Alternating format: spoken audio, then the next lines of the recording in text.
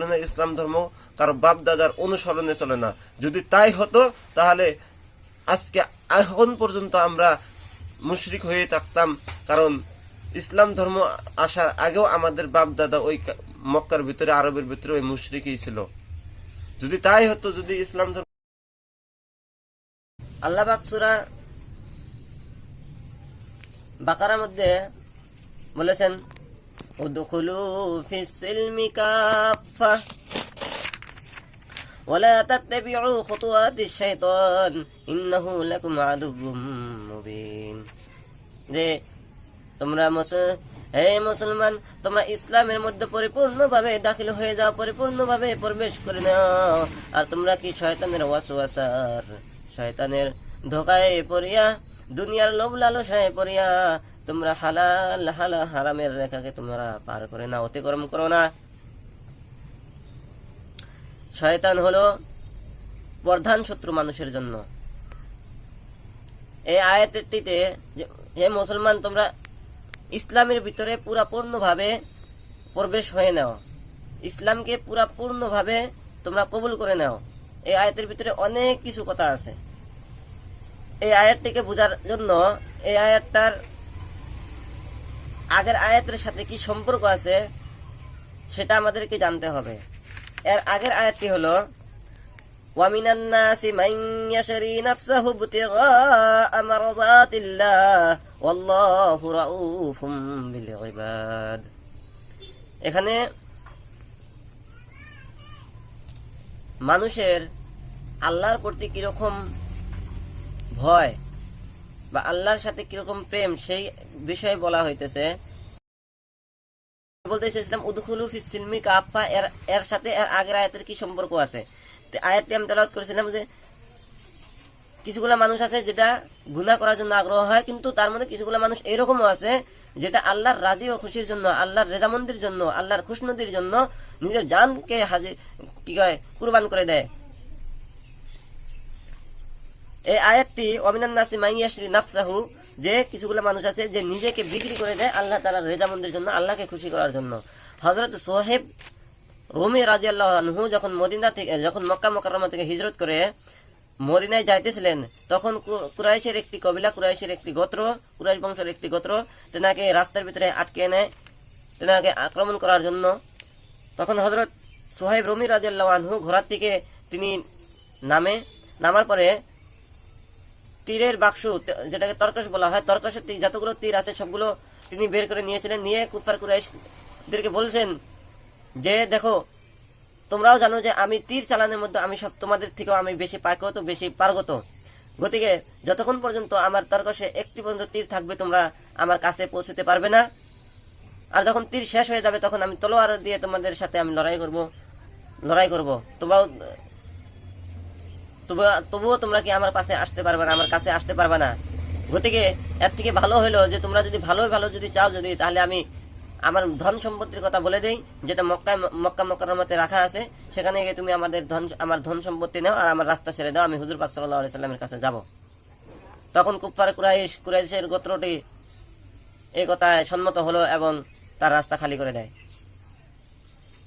এবং হুজুর পাক সাল্লাল্লাহু আলাইহি সাল্লামের কাছে যে এই ঘটনা তিনি বর্ণনা করলেন। বর্ণনা করাতে হুজুর পাক সাল্লাল্লাহু আলাইহি সাল্লাম বলেন, রাবিহাল বাইউ ইয়া আবা ইয়াহইয়া, রাবিয়াল বাইউ ইয়া আবা ইয়াহইয়া, যে আবু ইয়াহইয়া তোমার এই ক্রয় বিক্রয় সফল হয়েছে। এখন আসি মূল কথা, যে ইয়া আইয়ুহাল্লাযীনা আমানু উদখুলু ফিস সিলমি কাফা। তো এর আগের আয়াতে কিছু মুমিন বান্দাদের দিলের এরাদা, ইখলাসের কথা বলা হয়েছে, যে আল্লাহর রাজি খুশি করার জন্য নিজের জানকে কুরবান করে দিয়েছেন বা নিজের ধন সম্পদকে কুরবান করে দিয়েছেন। কিন্তু কিছুগুলো মানুষ আছে যে আল্লাহকে রাজি ও খুশি করার জন্য ইখলাসের সীমারেখাকে অতিক্রম করে ফেলে এরকম কাণ্ড করে, এরকম কিছুগুলা কাজ করে যেগুলো নিয়ত করে ইখলাসের জন্য, যে ভাবে তো আমি ইখলাসের জন্য করতেছি, আল্লাহকে রাজি খুশি করার জন্যই করতেছি, কিন্তু এরকম কাজ করে যেটা শরীয়তে নাই, যেটা ইসলাম ধর্মের বিধিবিধানে নাই, না থাকার দরুন সেই কাজগুলো গুনার মধ্যে পরিণত হয়ে যায়, গুনার কাজ হয়ে যায়, যেটাকে বিদআত, শরীয়তের ভাষায় যেটাকে বিদআত বলা হয়। সুতরাং হযরত আব্দুল্লাহ বিন সালাম রাদিয়াল্লাহু আনহু একজন সাহাবী, এনারা কয়েকজন ছিলেন যেনারা ইসলাম ধর্ম গ্রহণ করার আগে ইহুদি ধর্ম থেকে আলিম ছিলেন।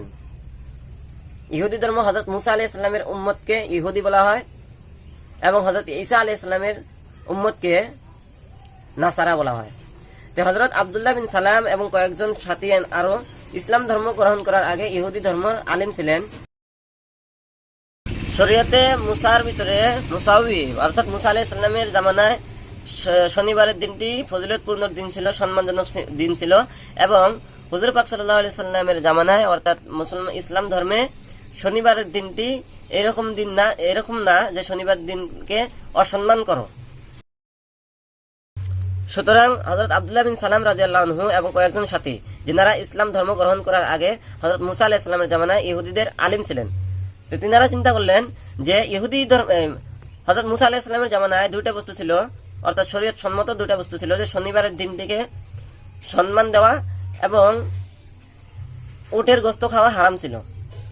তো তিনারা যখন ইসলাম ধর্ম গ্রহণ করলেন, চিন্তা করলেন যে হযরত মুসা আলাইহিস সালামের ধর্মতে, হযরত মুসা আলাইহিস সালামের যেটা ধর্ম ছিল সেই দিনে শনিবারের দিনকে সম্মান করার দিন ছিল, আর ইসলাম ধর্মের ভিতরে শনিবারের দিনকে এরকম করা হয় না যে অসম্মান করতে হবে, এবং উটের গোশত হারাম ছিল। আর শরীয়তে মুহাম্মাদের ভিতরে এরকম না যে উটের গোশত খেতেই হবে, খাওয়া ওয়াজিব, এরকম না।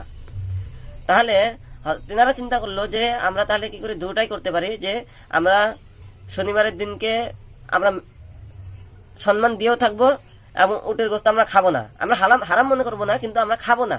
এটাতে কি হলো, দুটাই হলো যে শরীয়তে মুসাউইরও আমরা কি খেয়াল রাখতেছি এবং শরীয়তে মুহাম্মাদেরও খেয়াল রাখতেছি। তো এই বিষয়ে এই আয়াতটি নাজিল হয় যে এইরকম না যে তোমরা শরীয়তের কিছু, ইসলাম ধর্মের কিছু অংশ মানবে আর কিছু অংশ মানবে না, এরকম না। পূর্ণভাবে ইসলামের ভিতরে দাখিল হতে হবে, ইসলামের ভিতরে প্রবেশ করতে হবে। ইসলাম ধর্মের সাথে কোনো ধরনের কোনো স্যাক্রিফাইস হবে না, কোনো ধরনের কোনো স্যাক্রিফাইস চলবে না। যেটা ইসলামের ভিতরে আছে, যেটা ইসলামিক ধর্মতে সম্মান করার মতো দিন, যেটা ইসলাম ধর্মতে মানার মতো, সেটাকে মানতে হবে, আর যেটা ইসলামের ভিতরে মানার মতো নয়, করার মতো নয়, সেটাকে করা যাবে না। একদম শক্ত করে বলে দেওয়া হয়েছে। বরঞ্চ বলা হয়েছে যে এরকম কামকে যেটা ইসলাম ধর্মে নাই অথচ ইসলাম ধর্মের মধ্যে আছে বা সওয়াবের নিয়তে করতেছে, এরকম কামকে যে ইসলাম ধর্মের অন্তর্ভুক্ত মনে করে যে করবে, তার গুনাহটা আরো, যেটা প্রকাশ্য যতগুলো গুনাহ হয় তার থেকে আরো বেশি ভয়ানক হতে পারে। অর্থাৎ কেউ নামাজ পড়তেছে না, এটার একটি গুনাহ, প্রকাশ্য গুনাহ। কেউ নামাজ পড়তেছে না, এটা একটি গুনাহ। আর কেউ একজন আছে যেটা ইসলাম ধর্মে নাই, কিন্তু সে ইসলাম ধর্মে আছে মনে করিয়া সে বেদাতের একটি কাজ করতেছে, তার গুনাহটা আরো ভয়ঙ্কর হতে পারে।